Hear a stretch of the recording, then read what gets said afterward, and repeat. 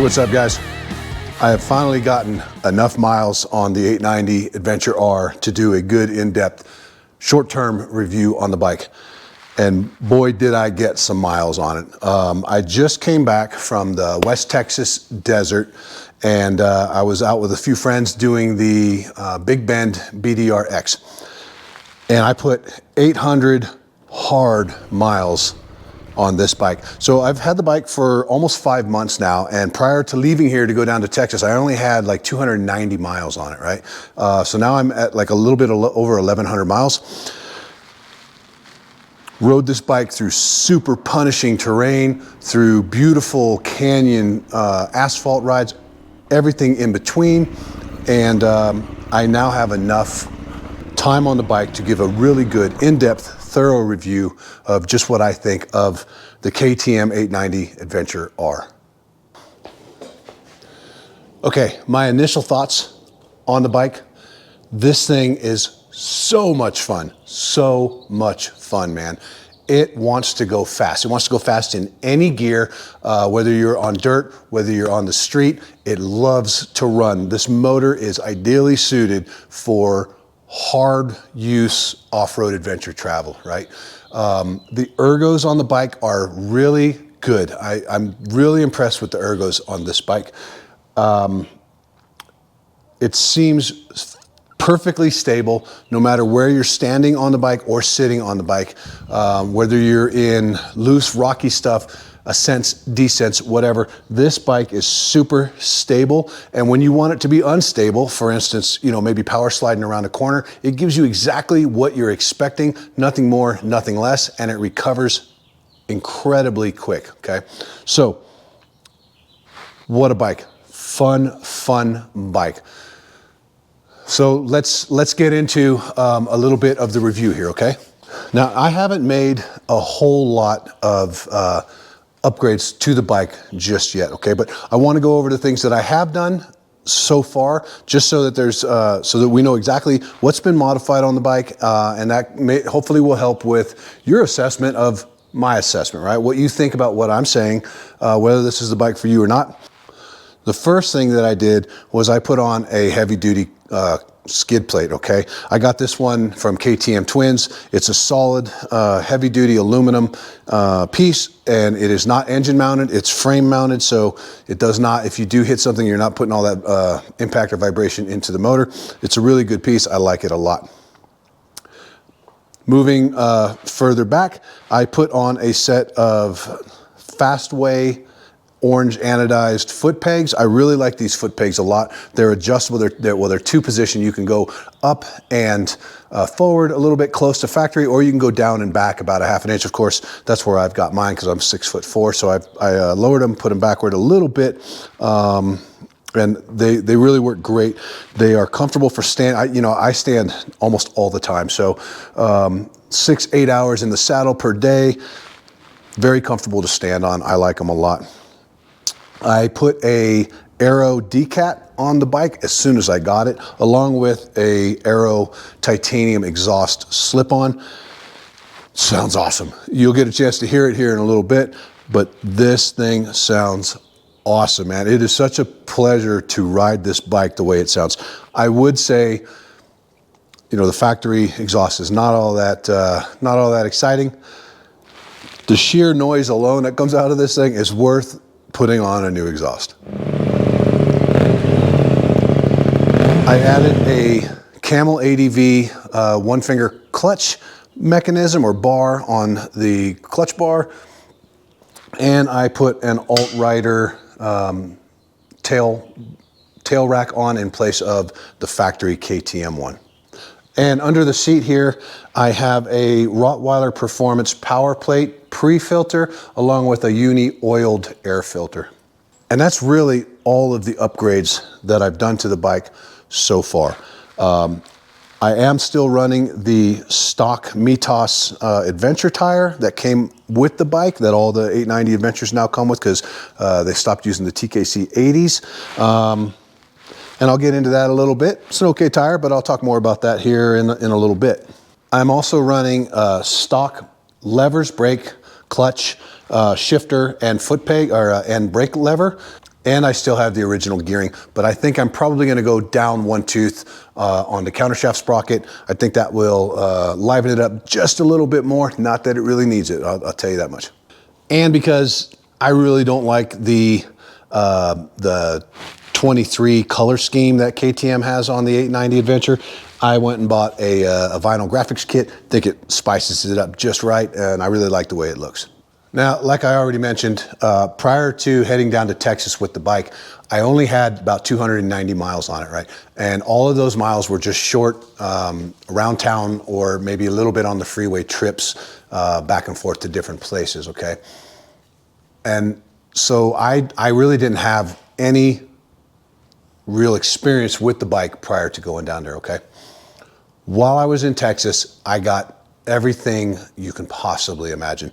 I did a couple, I think the longest paved section I did was about 75 miles straight without a break. I did lots of short technical dirt, some long, rocky, bumpy two tracks. There were step ups, there were step downs on the the second to last day, about 20 miles of deep sand. And that sounds like an exaggeration, but it was 20 miles. It was a 50-mile trip off-road, but about 20 miles of that was just nothing but deep sand. And everything I threw at this bike, it just ate it up and it wanted more. And there was even a water crossing, if you could believe it. Out in the middle of the West Texas desert, there was a water crossing. Wasn't a really super deep water crossing, but it was a water crossing nonetheless, and that was really, really fun because it was hot as hell out there, and it was really kind of neat to just kind of come across some water to ride through it.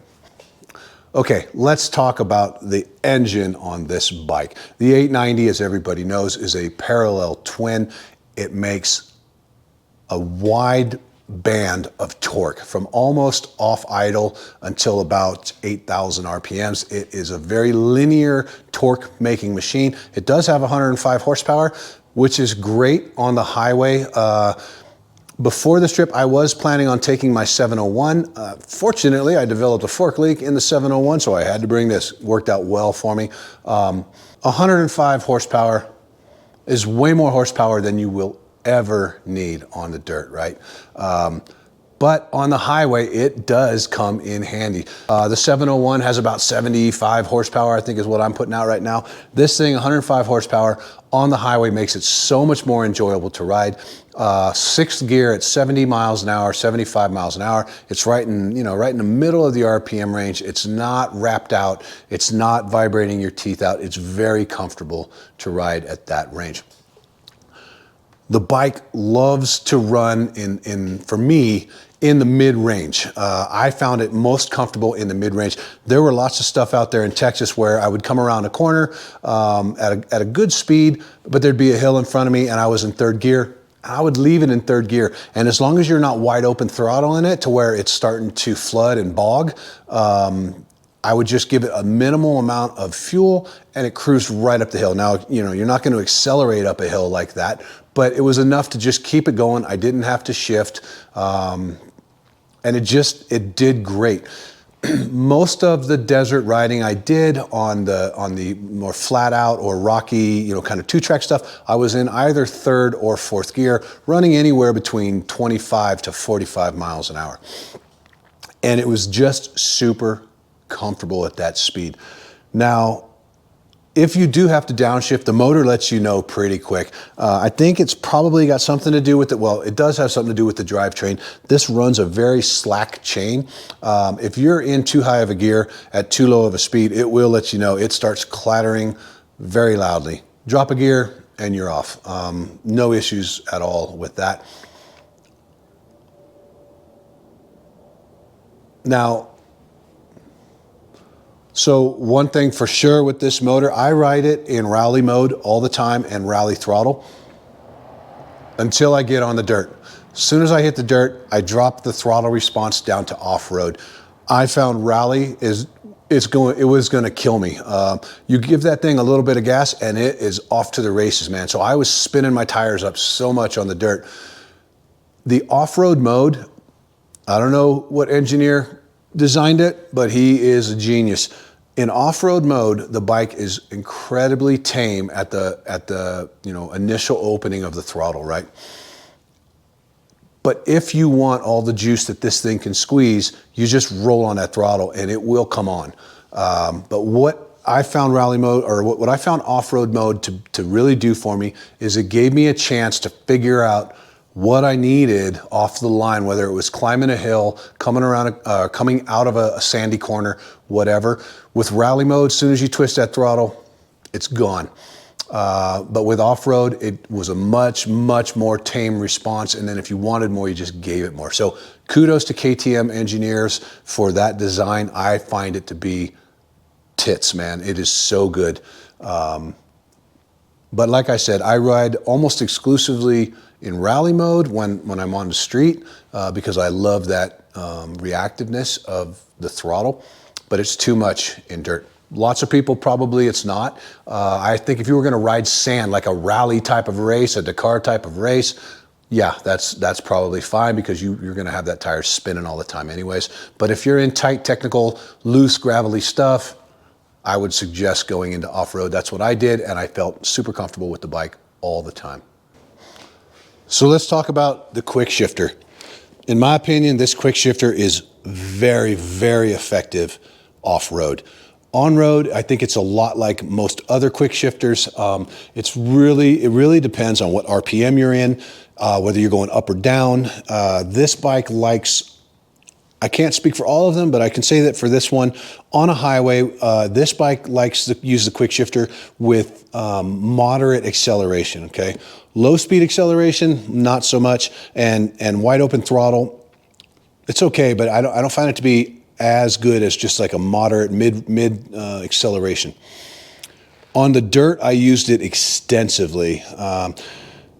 I am used to using the clutch a lot, and I really made the effort on this trip to really work that quick shifter, and I found that it worked great for me. Again, more in the mid throttle, like if I'm coming out of something and I'm heading down a straightaway, I'm in third gear, about 35 miles an hour, just a quick, pull up on the throttle and it shifts seamlessly into fourth gear, fifth gear, and what have you. One problem I did have with the bike, I started noticing it on the second or third day out there. I was having hell trying to catch second gear. I'd shift and it would go into neutral. I would shift, it would say 2, and as soon as I let the clutch out, it would say neutral, and I would rev it, and I had to, several times, I had to downshift into first, and then go back into second after that. I was just having a hell of a time. It was catching neutral, and it didn't want to come out of neutral. Now, I did get back, and the chain, so that night when I got to the hotel, the chain looked loose to me. It looked loose, it felt loose. Going by the manual, checking the chain slack, it was within spec, but I tightened it up just a little bit, and I adjusted my shifter lever because it was pretty high. I adjusted it down a little bit. I do believe it may have had to do with the boots that I was wearing, because I was wearing motocross boots for this trip. In the evenings at the hotel, when we'd go places, I had my little sneakers on, and I didn't run into that problem at all. I can't say for sure. And most people are gonna say, oh, you're a KTM fanboy, you're making excuses. I'm not making excuses. I'm telling you right now that this happened to me, and on one particular day, it happened a lot, and it was really starting to aggravate me. But I do believe it may have had something to do with the fact that I'm wearing motocross boots, and the shift lever was just a little bit too high, and I think I just wasn't getting it all the way into second gear before letting out the clutch, and it was jumping itself back into neutral. Make your own assessment on that, but I do think it might have had something to do with the boots, because once I made the adjustments and started to kind of be more mindful of it while I was riding, it didn't happen near as much. It still happened a couple other times during the trip, but it got far better. All right, let's talk about the suspension, because this suspension needs to be talked about. It is so awesome, okay? Again, this is the Adventure R. I believe they're the 43 millimeter WP forks. If I'm wrong about that, I'll make sure and put it on the video here, and I'll put it in the description as well. But they are upgraded forks with a little bit longer travel over the standard adventure model. And of course, they are not the tricked out setup that the Rally comes with. Now, when I bought this bike, I passed over the Rally. I mean, obviously the extra $7,000 price tag hurts, but the real reason I passed on the Rally is because I'm a good rider, but I am not a rider that can outride the suspension on this bike, and I require something like the Rally suspension, right? Okay, so I'm 240 pounds without gear on, so I probably need to respring it, and I will. But I did bump up the preload to number 3. There's obviously 3 settings of preload. On the factory forks, you have low, medium, high. I set the preload to high, and I think I have the rebound set at the manufacturer recommended for sport, which is 10, and I have the compression set at 12. Worked out really well for me. The low speed performance of these forks is fantastic when it comes to rolling over big rocks, drop offs, up ledges, stuff like that. It is awesome. The high speed function, it's still pretty good, but when I was running down long stretches of pebbly roads, rocky roads, it was giving me quite a bit of arm pump. It's not quite as good as the low speed performance, and the rear shock, actually, I can't say anything wrong with it. It worked flawlessly. I will say that at first I was having a problem with when I would go over certain things, I was getting some rear end hop. So I sped up my compression a little bit, fixed that. So highly tunable suspension. I love the fact that right here on the shock itself, you can put an Allen key in there and you can adjust your preload to your weight. Now, like I said, again, I probably need to take this in and get it resprung for my height, and that will make it even that much more better. But I'm really not, I'm not in a real big hurry because it works so good, man. So the tires that come factory on this bike are the Mitas Enduro Trail. They're a 50/50, very hard compound actually, for being as luggy as they are. I chewed them up pretty bad in 800 miles. There's a lot of chunks missing out of the tread, but I mean, they held up okay. Not my favorite tire, but they did fine. In the sand, they were a challenge. I'm not the ultimate sand rider anyways. I generally, on my 701, I run Dunlop 606s. I love those things in the sand. These Mitoses gave me a little bit of a challenge, especially the front tire. It wanted to bury on me a lot, even on the throttle, and it likes to track in the sand. And I don't mean track straight, I mean track all over the place in the sand. The rear tire though, on the couple of occasions where I had to come to a stop in deep sand, pushed me right out of it, no problems whatsoever. Again, the front tire, a little bit, not the best for sand.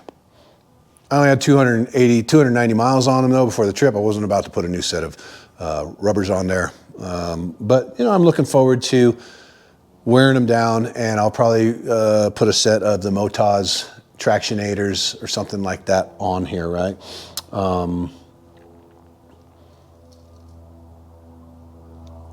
But I can't say, I would have had a better time on different tires, but I never went down. I was able to maneuver everything, navigate everything. So, I mean, what can I say? They're okay tires, especially for OEM tires. Okay, let's talk about the electronics on this bike. First of all, the traction control is bitchin', man. Depending on what I was doing, I would either have the traction control turned off, or I would have or as I was encountering different variables in the dirt and stuff like that, just with the click of a button, I could turn the traction control up, get a little bit less tire spin, and just make it a little bit easier to navigate certain things, right? But I love that the traction control, you have 9 different settings, one being, I believe, almost no traction control. There's still a little bit, and then 9 being the most restrictive traction control. I never went past 5. Generally speaking, I have it on 1 because I like to come out of corners and power slide a little bit. But the traction control is very good. Now, the thing about the bike is you have traction control and you have motor slip regulation as well. If you turn off the traction control, you also turn off the motor slip regulation. So if you turn off traction control and you find yourself leaning hard into a corner and downshifting, you know, you may get a little torquey. You might block the wheel a little bit. So keep that in mind if you're doing it. But, you know, I found it to be superb traction control. The electronics on the bike are awesome. Okay, with respect to the braking, the front the front brakes on this bike, I've never ridden anything like it. The first time I got on the brakes, I almost went over the bars because it stops so fast and with so little lever engagement. It's right there as soon as you pull the lever. I really did have to get used to using the brakes on this bike because they are that good. Now, it has ABS, and if you're in rally mode, the ABS is not engaged in the rear tire, but you still have ABS on the front tire. It's been my experience that without ABS on heavier bikes, when you hit the front brake, it likes to lock or wash, and with ABS, it does almost nothing. I don't know how they did it, but this bike almost seems to, you know, when you're riding and you engage that front brake and you're in maybe softer sand or dirt or whatever, and it starts to lock, the ABS starts to pulse. My 701, it starts immediately. On this bike, it almost never pulsed for me, except in like moon dust sand, right? I don't know how it does it, but it finds extra traction, right? It finds extra traction, and it knows, it is so finely tuned that ABS never pulses. I never had it pulse for me except in really soft stuff. I don't know how it does it, but it got to the point where I generally don't like using my front brake around turns and on dirt. I usually like to just block the back tire and slide around it. I was hard on the brakes on this thing. I was so comfortable. I was so comfortable with it and so confident in the ability of these brakes. So ABS, front ABS on this bike, phenomenal. It is superb. I can't say enough about it. Hey guys, before we go any further with the video, I want to take just a quick minute and give a shout out to my friends over at Bivouac Coffee here in Evergreen, Colorado. If you like coffee, if you are like me and you depend on coffee, they are the best coffee you are going to have. I promise you that. I've been drinking their coffee exclusively for about 5 years now. The owner, Renee, is a good friend of mine and also a moto enthusiast. If you've seen any of my videos where I'm riding with other people, it's probably Renee. And he is a diehard moto enthusiast as well as a perfectionist when it comes to coffee. And for most of us, you know, coffee it's our lifeblood. And as Coach Ditka once said, coffee is the lifeblood that courses through the veins of champions, right? So do yourself a favor, check them out at bivouaccoffee.com. If you want to purchase something, use my promo code. It's upshift20, all capital letters. Get yourself 20% off of your first purchase. You have my word on it. If you are a coffee fan, you will love Bivouac Coffee. All right, let's get back into the review. So how does this bike rate as an adventure bike, okay? If you know KTM, you know that this bike excels off-road. Of all of the mid-weight adventure bikes, this is the king. It is the baddest ass mid-weight adventure bike you're gonna find. On the road, it is really not that bad. Now I have a GS 1250 BMW, and I ride that a lot. The king of, you know, roadworthy adventure bikes, obviously, but not so much off-road. This bike is still fairly comfortable to ride for long stretches of highway, which is why I love it so much. Because once you get on the dirt, it really feels like you're riding a dirt bike. It just does. It does not feel like when I ride my GS on dirt, I know I'm riding a battleship down these dirt roads, right? This bike feels like a dirt bike when you get it on the rough stuff. It's amazing. It's so good. It's so stable. The center of gravity and the balance on this bike is so awesome. You just want to keep riding it all day long. You don't want to find any pavement, believe me. But when you do ride some pavement, it's very comfortable. So at 65, 70 miles per hour in top gear, you're right in the middle of the RPM band. It's not buzzy. It's not overly loud. This windscreen, I've heard a lot of complaints about it. Like I said, I'm 6'4", so I sit a little bit above the windscreen. And of course, everybody's gonna have their own take on what's comfortable, what's not.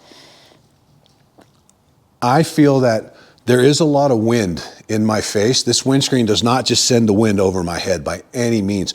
But what I will say is it's almost like riding without a windscreen. There is no burble. There is no rough air hitting, a lot of times, even on my GS, I'm running down the road, my head's, doing this all over the place because of the burble coming off the windshield or windscreen. This is super clean air. I never felt any turbulent air whatsoever on my body. I don't have a problem with this windscreen at all.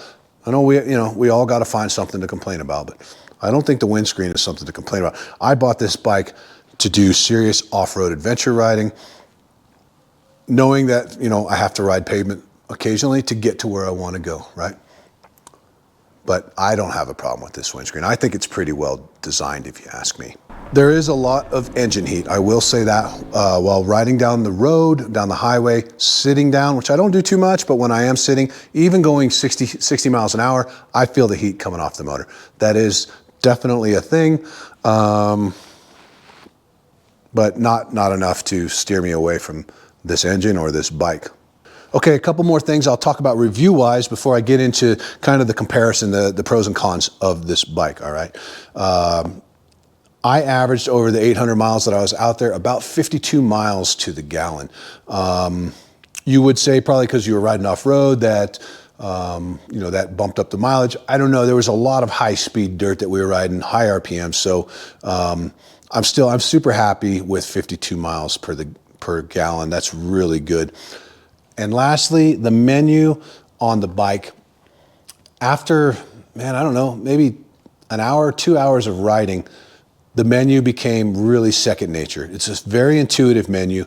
It's very easy to use once you figure it out. And what I like about it is so many bikes nowadays, you go to adjust a function, oh, you can't do that until you're at a stop, right? Or the motor has to be off, or you have to start the motor, jump off the bike, run around it 3 times, knock yourself in the head a couple times, whatever. You can do everything in the menu while you're rolling. There might be 1 or 2 things, but I can't think of anything that you have to be stopped for with the menu. You can do it all while you're riding. And the buttons are big, they're very easy to find, even with gloves on.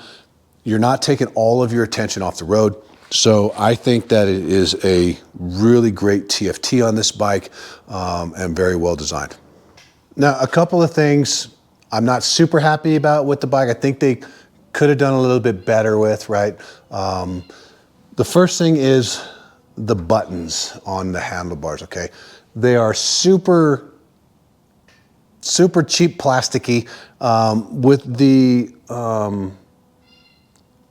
With the cruise control, when you engage it, it's it feels like it's gonna break.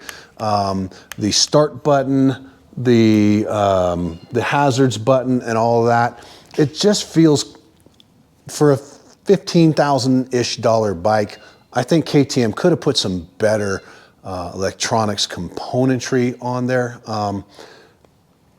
But again, we can always find something to complain about, right? It's not enough to turn me off from this bike, believe me. There's not much that could. Obviously, the air filter design for this bike, don't know who came up with that, but they must have been having an off day or something. It's a terrible design. We all know that. There are things out there that can help you work around it, right? Rottweiler makes an entire intake system. They also make the power plate, which I have on here, and Uni makes really good drop-in replacement oilable filters. And you just got to do whatever you can to keep that engine compartment, or I'm sorry, to keep that intake system as clean as possible. Now I brought extra filters, pre-oiled pre-filters with me. After about halfway through, I did pull them off, pull the one off and put another one on. And there was a little bit of dust inside prior to the actual air filter element. But you have those two big drain holes on the bottom. Now I will be plugging those, and I think Uni makes a kit that you can plug them. I'll probably just figure something out myself, but I would suggest plugging those filters or those holes at the bottom. They're for draining water, but if you've already got your bike that far in the water, you're probably not riding it anyways, right? So not the best design. Also not enough to keep me from buying this bike. I will just continue to be vigilant about keeping my air intake clean. The Mitas tires, okay, whatever. I already talked about them. They're not the greatest. They could put some better ones on, but that's okay. And then again, the heat off the engine is a little bit annoying sometimes, and I haven't ridden this in 95, 100 degree weather yet. I got a feeling it's going to be even worse then, but that's okay. Nobody's going to talk me out of this bike. I'm telling you that much. It's that fun. All right, so finally, let's talk pros and cons of the KTM 890 Adventure R. I'll go through the pros first, of course. No. All right, here are the pros. The engine, huge pro. The engine is awesome.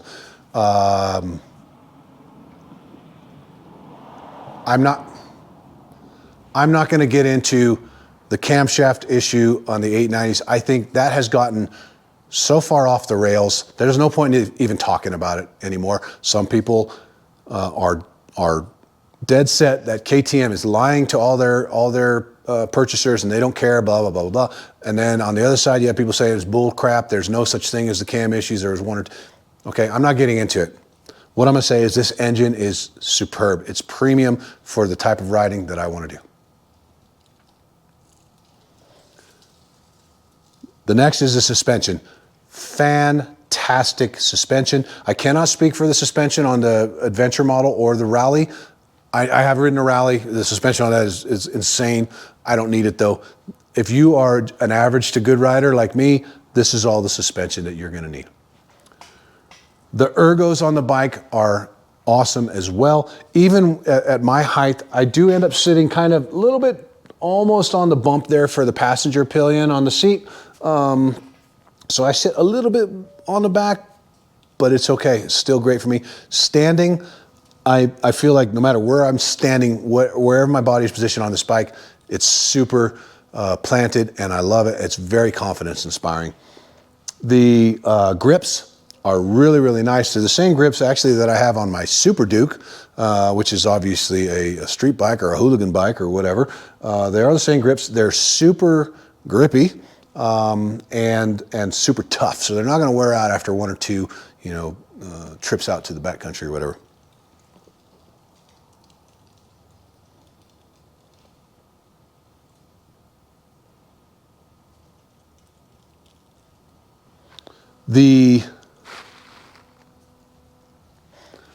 So the bike has cruise control, which is really nice. Having come off of a 701 that I was using for all my middleweight adventure bike kind of stuff, is really nice to have a cruise control. I like that a lot. The brakes are phenomenal. I've ridden so many different bikes.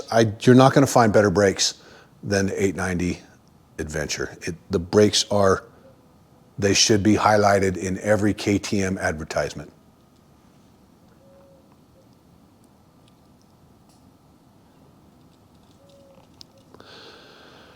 And the TFT is very easy to read. It's in the perfect spot, whether you're sitting or standing.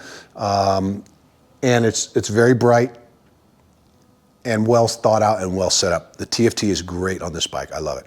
Okay, so some of the cons of the bike.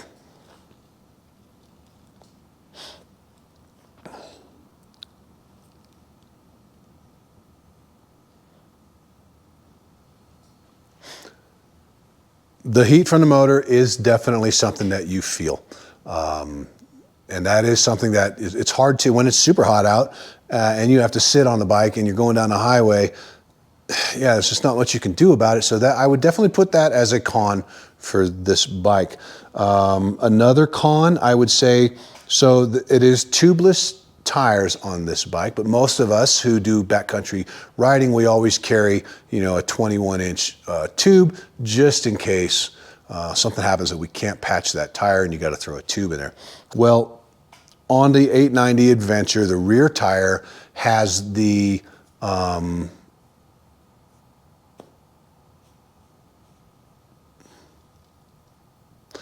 rear wheel nozzle.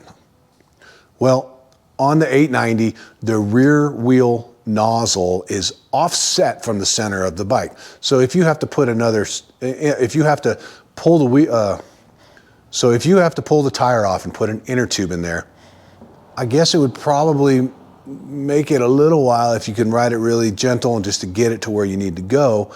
But it is definitely, you know, the hole for the filler nozzle is literally on the sidewall or the side of the rim itself instead of in the center. So that's definitely kind of a con of this bike should you blow out your rear out in the backcountry there.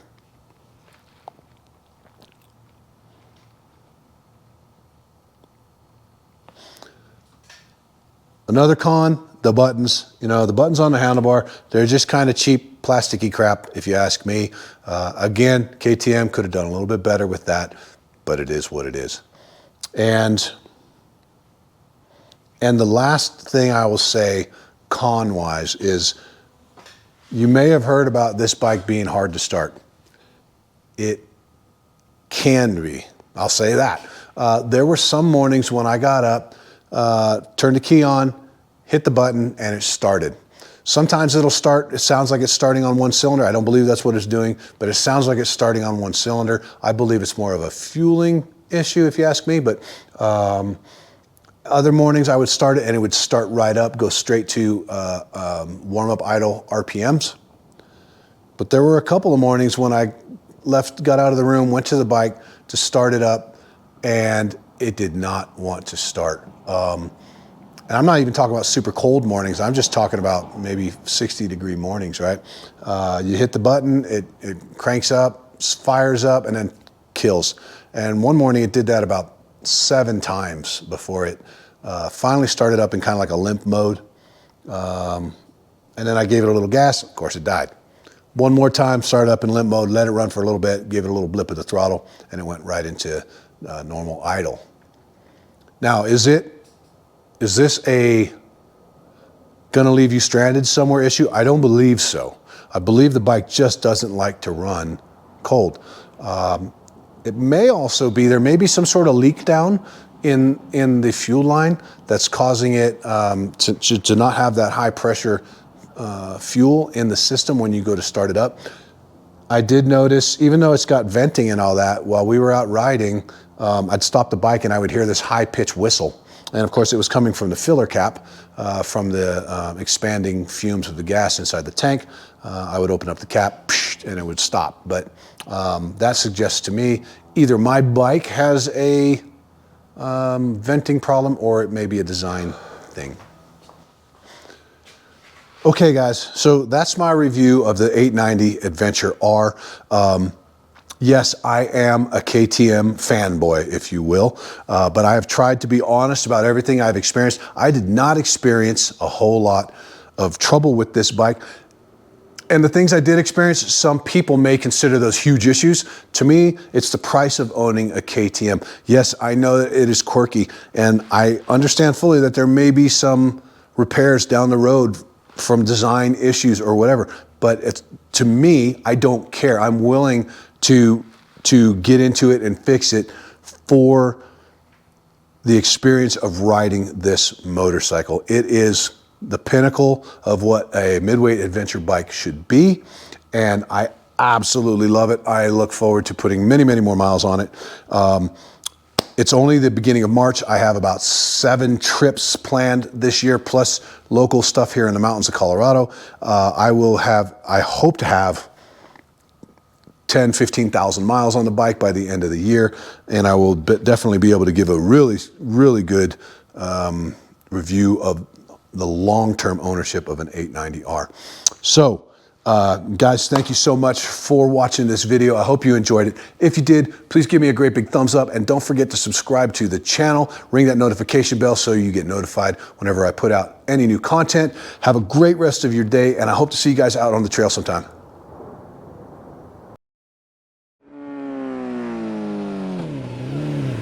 Yeah.